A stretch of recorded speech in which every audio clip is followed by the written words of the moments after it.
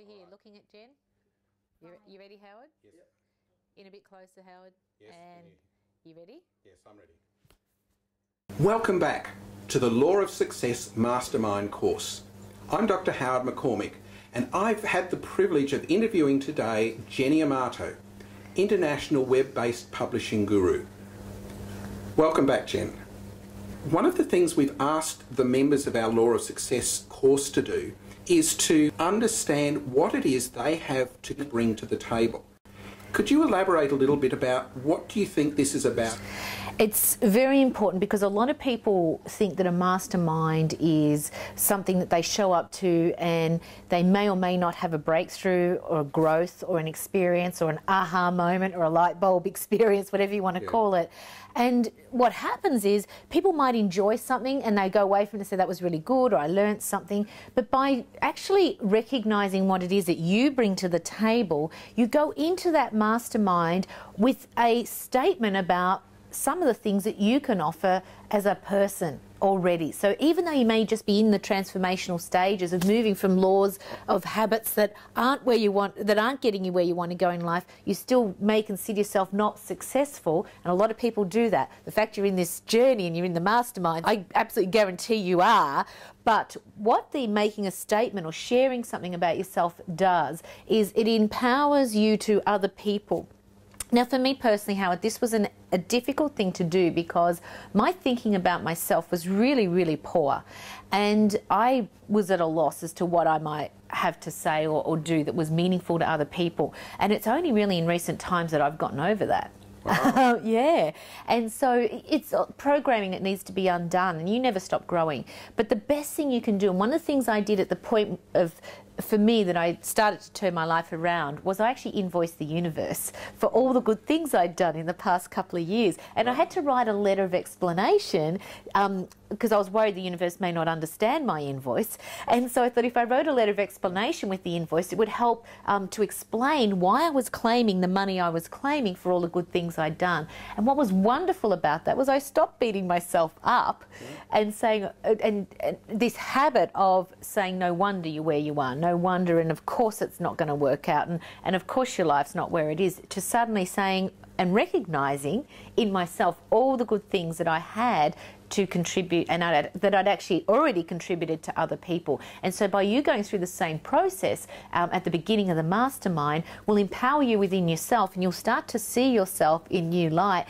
And the best thing about it is the people in the mastermind get to see the person you want to be. Right? And that's all they know about you. Yeah. And it's a wonderful, wonderful way for you to begin to make the transitions to become the person you know you have inside you. It's not that you're going to change to become this person, you're just unleashing that person for the first time perhaps, and making this statement to people that won't prejudge it in any other way other than that's who Howard is why that's so important. The best first step you can make in applying a new way of living using the law of success is to say something good about yourself. Wow. How would you suggest that people make the most of their 10 minutes or so? What a great question, because you could waste this 10 minutes really easily, first of all, by going on about things that are not the place where you can get them fixed. And I get this a lot in teleseminars. You know, people get the ability to get an hour of my strategic thinking on what created my extraordinary life, and they get on the call and they say, I'm having trouble with my email, or, oh, that took me so long, or whatever. And I'm like, man, if I had one of my coaches and mentors on a call with me, I know that administrative stuff and those technical challenges and those sorts of things are going to get taken care of anyway. It can all be fixed. What matters is knowing that there's a difference between asking the right question and asking the wrong question. And my students will tell you, they hear me, when someone asks the right question, I'll actually say, that's the right question. And what I mean by that is you're on a trail that's going to allow you to move forward as a result of asking that question. So when you get your 10 minutes in this, what you want to do is make it count.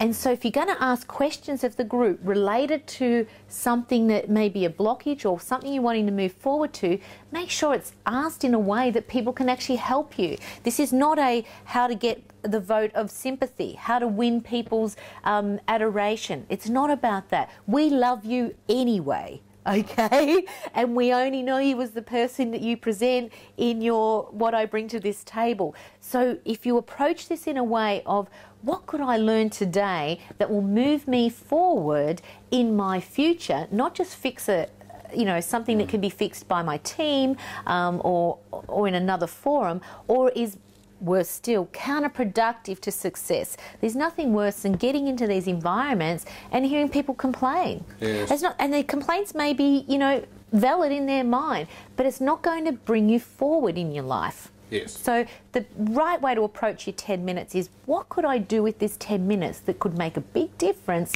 pretty much instantly to how I go forward after I hang up from this call? Think about it. Don't just roll up and go, I'm having trouble, and expect someone's going to rescue you. This is not a rescue service, right? And I take these sorts of things very seriously. And, you don't waste my time is the first rule. And the second rule is make sure you are conducting yourself in a way that everyone else wants to be around you. Would you suggest they then need to be quiet after that and listen? Oh, these are the right questions and right points, Howard, absolutely. Remember, we're born with 2 ears and 1 mouth. That's so that we can listen twice as much as we speak. Right. And one of the things I've learnt over the years, when I get my gurus, I don't get them for free as part of a package I've bought. One of my gurus, I pay $500 US for 10 minutes of his time, right? Do you think I ask my question and shut up?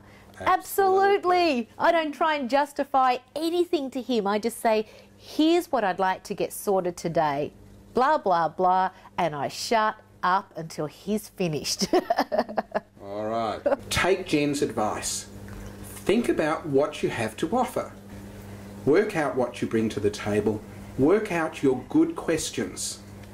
Ask them succinctly, and then if I hear Jen right, be quiet or shut up. Either way's fine. I would like to thank Jennie Armato for her time and for her input into the Law of Success Mastermind. Until next time, this is Dr. Howard McCormick saying thank you and goodbye.